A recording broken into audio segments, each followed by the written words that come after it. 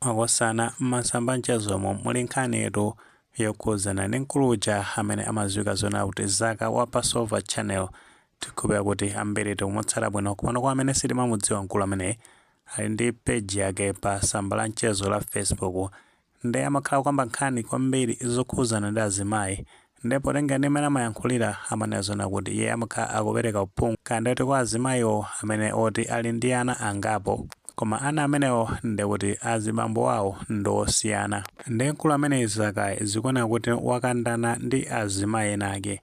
ena mwayiwo akudziwika ndi dzina loti Ellen Makebule ndi azimayi amenewo nawonso ndithu anabweza moto kumbwezeratu Zaka tatente ngonerako zimene anayankhula amayi amene of course tinena apa kuti sitipereka zonse potengeranso ndi mawu amene amagwiritsidwa ntchito mmenemo ndosalongosoka kenakono timvenso zimene wayankhula Zaka pa nkhani imeneyi kumapeto wake timalize.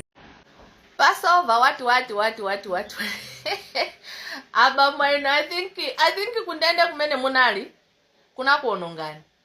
That's why zikuvutani kuvomereza.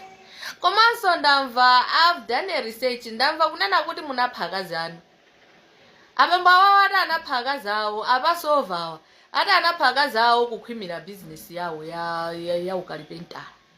Komwe akumene amakhalako chabwino tamva komanso taona zimene ayankhula amene wakuti Ellen Makebule nkhani imene inavuta kwambiri ndona kuti Zaka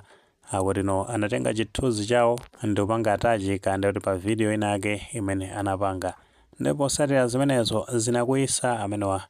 Makebule komano poyambira penipeni potenga ndi nkhani imene kuyendera zikuona kuti Makebulewo anawayankha Zaka pa zimene amakonda kuyankhula zokhuzana ndi azimayi tante tingonakonso zimene anayankhula Zaka pobwezeratu amene wa Makebule komano zimene atafotokozera kale kuti zambiri taduladula kuopesa kuti mawu amene amagwiritsidwa ntchito ndi anthu amenewa ndi kuti sitingathe kuwasiya kuti anthu awamvere komano ngati amene tingafune kumvera zimene ayankhula Zaka bwinobwino kuphatikizapo amene wa Makebule ndi kuti anthu amenewa Zaka kwambiri ali kupezi ku Facebook kungopanga search channel cha Passover of course tipanga touch link ku comment section kuti no ngati tingafune kukamva zambiri tithana ukapeza kumeneko Zakawo.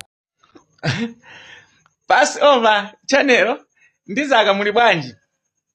ndikudzulenso kudzule chala mwamba lemba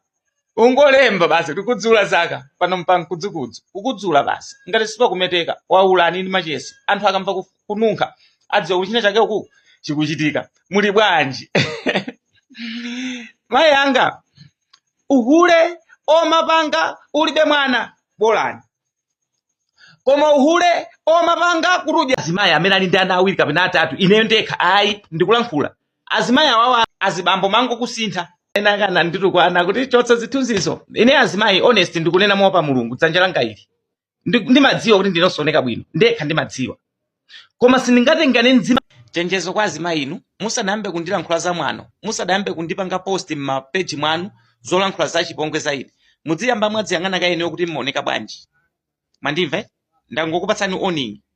komano mwina tifolokoze motere kuti mmene mukuwadziwira Zaka kwa amene timadziwa bwinobwino komanso amene wa Ellen Makebule mmene awayankhira Zaka kodi mukuona kuti amene ali ndi vuto ndani pakati pa anthu awiri amenewa tiyankhule kuti Zaka pa zimene amayankhula zimakhala zolakwika kapena amayankhula molondola ndithu kuti chabe amene sapato yamukwana ndi amene ndithu amakhala akupanga responde kwa amene wa Zaka kapena iyayi komanso nanga Makebule kodi analakwisa kuwayankha Zaka ngati maganizo amenewo alipo fotokozani comment section koma mulemekezanso maganizo anzathu wale panga like video imeneyi komanso panga subscribe channel imene cha Fox Malawi News 18 ndi chingoti nkhani zambiri zikamachitika